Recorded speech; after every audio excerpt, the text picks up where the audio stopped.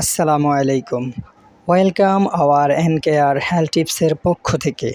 আজকের ভিডিওতে জানব ফ্যাগজো 120 কি কাজ করে, অ্যালার্জি সর্দি কমাতে কতটা কার্যকর, সঠিক ডোজ এবং এর পার্শ্ব প্রতিক্রিয়া কী।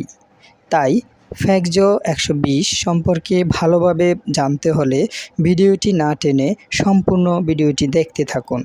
তাহলে আমরা প্রথমেই জানব ফ্যাগজো কী। ফ্যাগজো 120 হলো একটি অ্যান্টিহিস্টামিন মেডিসিন। এর মূল উপাদান ফ্যাগজোফেনাডিন হাইড্রোক্লোরাইড 120 মিলিগ্রাম।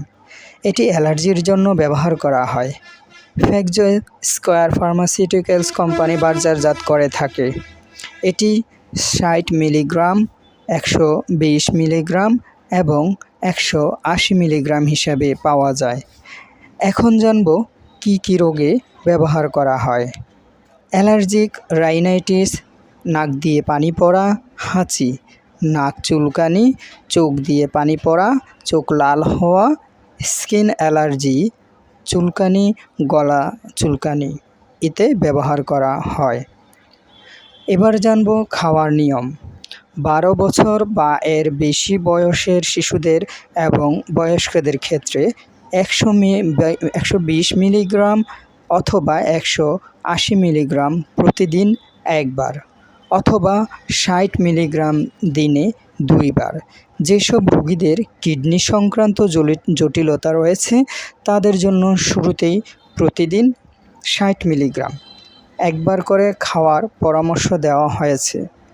6 থেকে 11 বছর শিশুদের ক্ষেত্রে 30 মিলিগ্রাম করে দিনে 2 বার।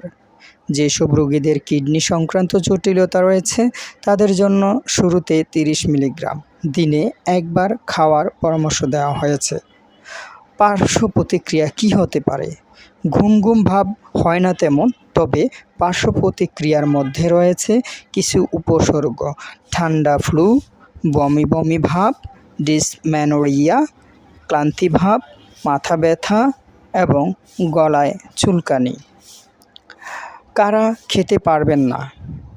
যাদের এই ওষুধে অ্যালার্জি আছে, গুরুতর কিডনি রোগী যারা, গর্ভবতী এবং দুধ খাওয়াচ্ছেন এমন মা ডাক্তারের পরামর্শে খাবেন।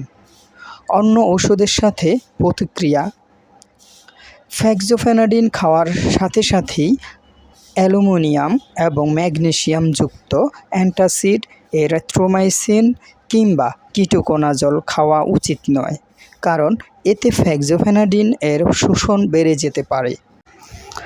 এই ভিডিওটি ওষুধ সম্পর্কে ধারণা দেওয়ার জন্য, তাই যে কোনো ওষুধ খাওয়ার পূর্বে অবশ্যই ডাক্তারের পরামর্শে খাবেন।